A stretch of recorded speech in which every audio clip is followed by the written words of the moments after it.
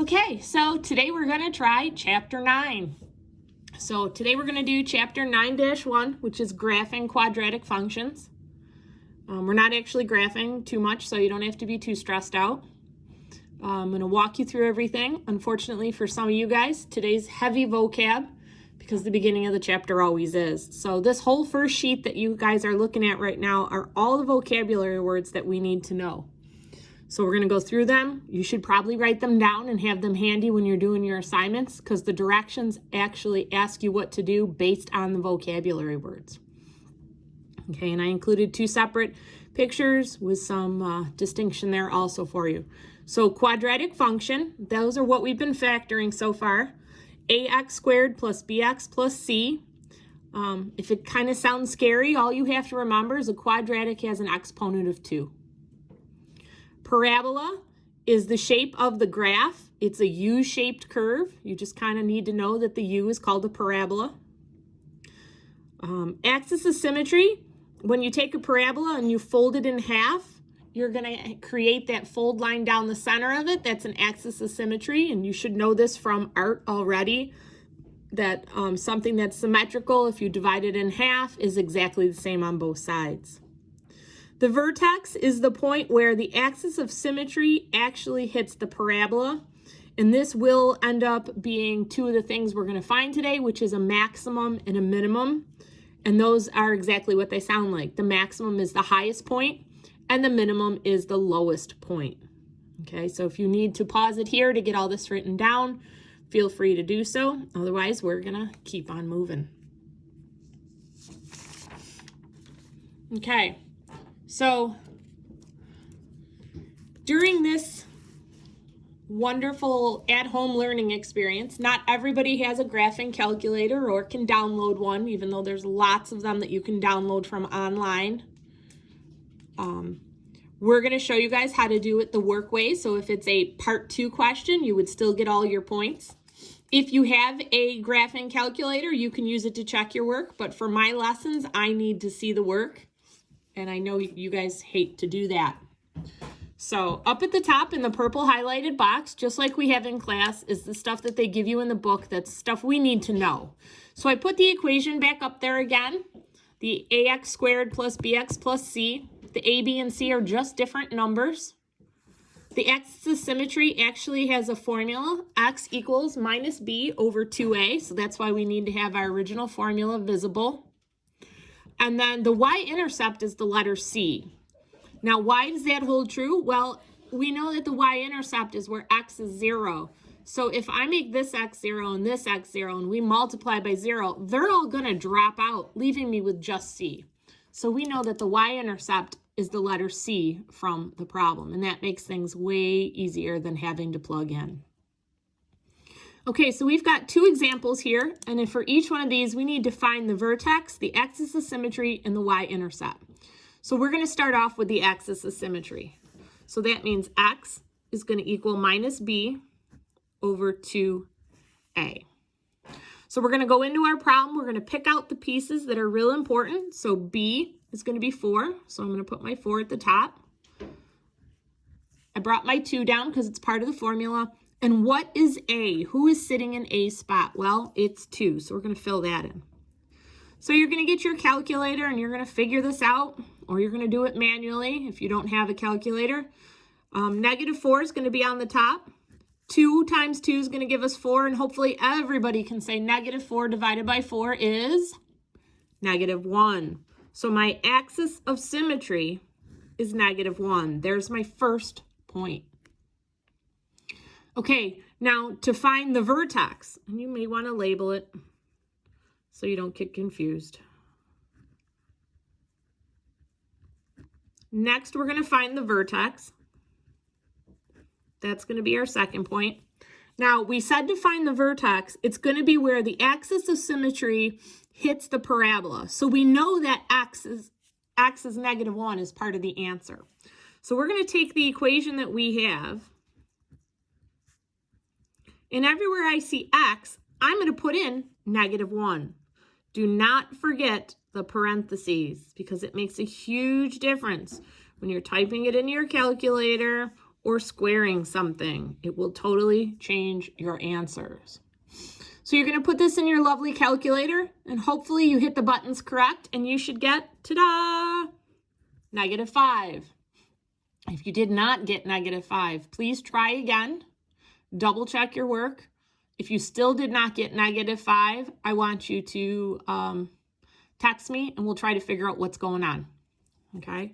So your vertex, because we know a point is x comma y, is -1, -5. So we found our second point, and now we've just got to find the third thing, and the third thing is the y-intercept. And this is great because we said there's no work for this because it's just the letter C. So who is sitting in C's place? Yay! -3. So the y-intercept is -3. So if they ask you to write that as a point, we said x is 0. So that is your y-intercept. And those are your 3 points on a part 2 problem. Okay. All right, so let's try this again on another problem. Let's see what we're going to find there.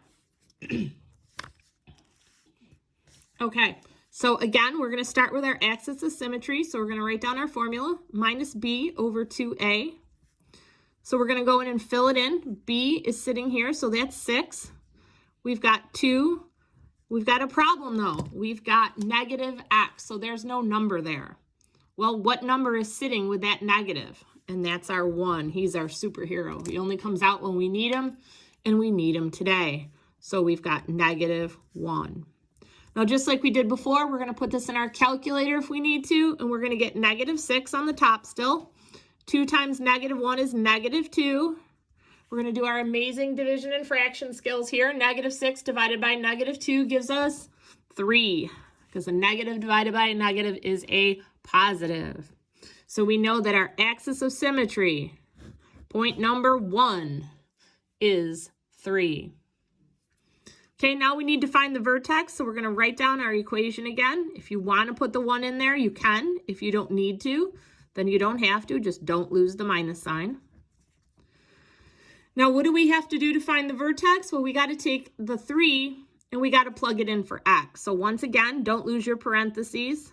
It does change the problem sometimes.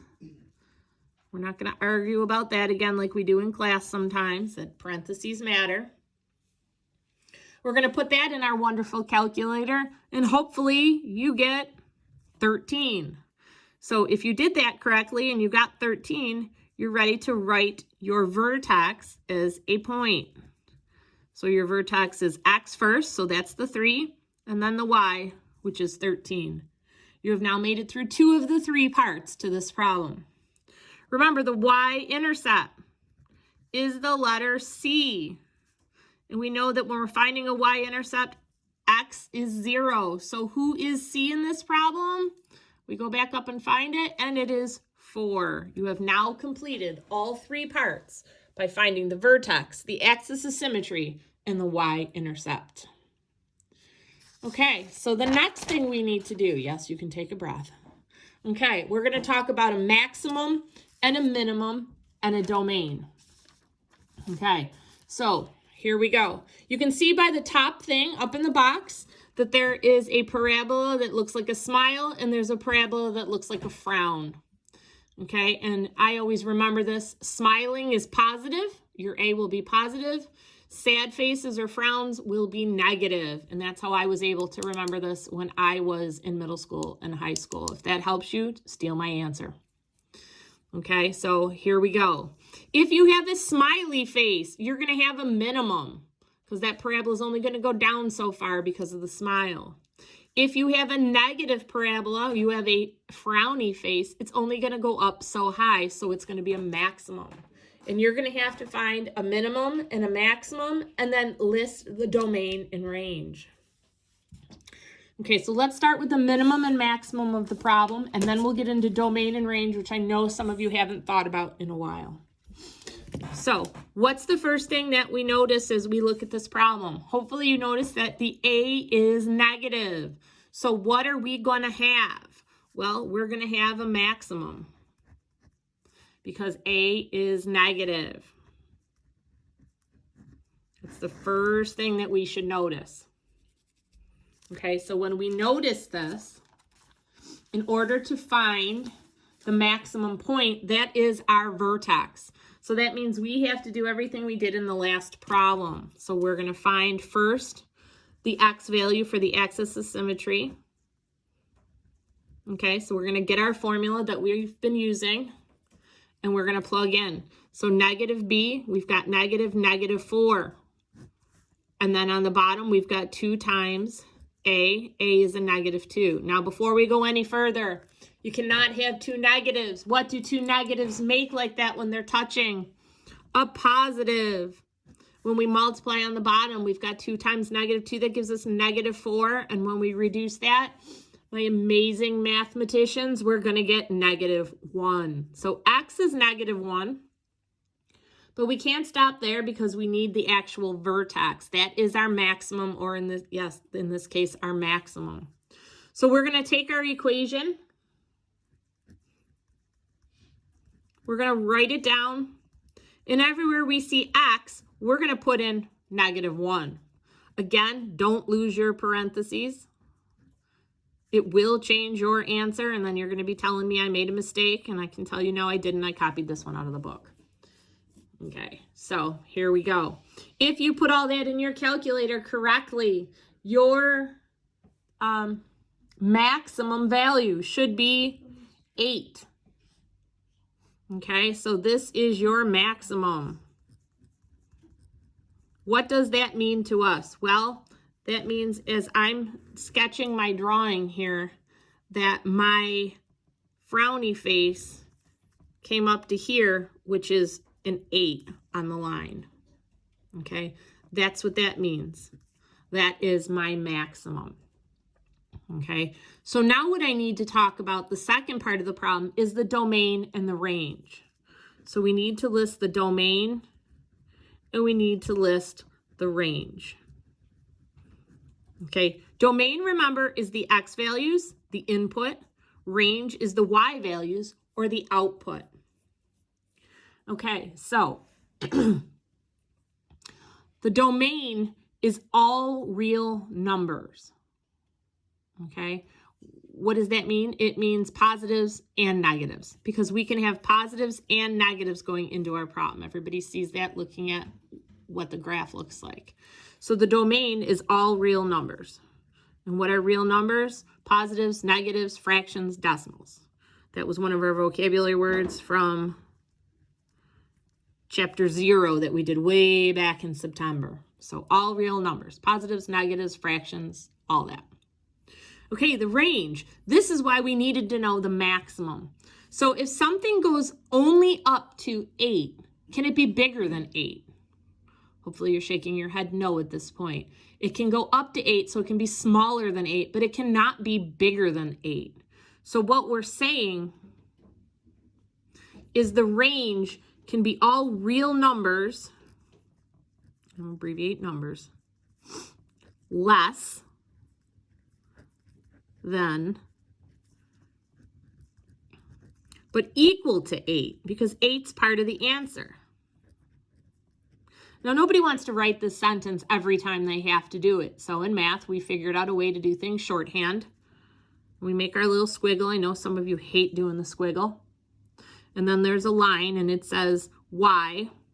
And then this is what's going to tell us that sentence. All real numbers less than but equal to 8. So you have to know that less than or equal to sign, and then an 8. And that's how you would list the range. Okay. We're going to do one more of these. This way you have another one to look at. Okay, so I'm going to do it right here. I'm going to hope we have enough space. So here we go, so we can still have all of our stuff to look at up above. Okay, so here we go.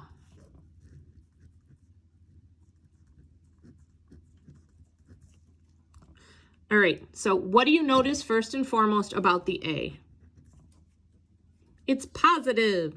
So A is positive, which means we have a minimum. Okay, that's what we need to notice right off the bat. So we're going to jump right in and we're going to find our problem. Negative B over 2A. And because this is not the first time we've done this, we're going to go a little bit fast on this. Negative and a negative is a positive. We've got a positive down there, and that's going to give us 1. Like I said, if you need to slow down or speed things up, you can do that. I'm going to plug it right into my problem. Don't forget parentheses. I know you're tired of me saying it. If you'd start doing it, I wouldn't have to say it so much. 1 squared is 1, and that's a 2, so that's 2 minus 4 minus 1. That's going to be a minus 3. So that means that your minimum is going to be 1, negative 3. Okay, that's going to be your minimum. Okay, so we're already 2/3 of the way through this. Next, we got to talk about domain and range. Remember, domain is your X, range is your Y. So if I was going to sketch this out really quick, and you can see how fast I'm drawing the graph and how fast I'm making a sketch. My minimum, so that means it's going to be a smiley face, is going to be at 1, negative 3. So it's going to be somewhere down here, and it's going to smile. Yay, smile. Okay? And that's what it's kind of going to look like. So my domain, again, is going to be all real numbers. And if you want to start using the number sign instead of the word number, I have no problem with that. You know that. So for range, we got to go back into our wonderful squiggly line formula thing. Okay. Now, we know that it's going to have something to do with negative 3. We know that it's going to include it, so we've got to have the line. Now, it has to be larger, greater than negative 3. So that symbol looks like that. Okay, so again, try them on the homework. Send me the pictures, and we will go from there. Okay. So tonight for homework, I'm going to slide the paper in. Tonight for homework, we're going to do 9-1, okay? And you guys are doing, you guys are going to do 4 through 9. I'm not going to make you do any graphing right now because you would not have to do it manually, and I'm not giving you busy work. If you have access to a graphing calculator because you downloaded it and want to do that and put them on the graph, you can. But we have talked about that many, many times, and I'm not going to give you busy work at this point. So just 4 through 9 for tonight would be great. Send me the pic as soon as you're done. I'll get it back to you as soon as I can, and we'll keep going from there. Thanks.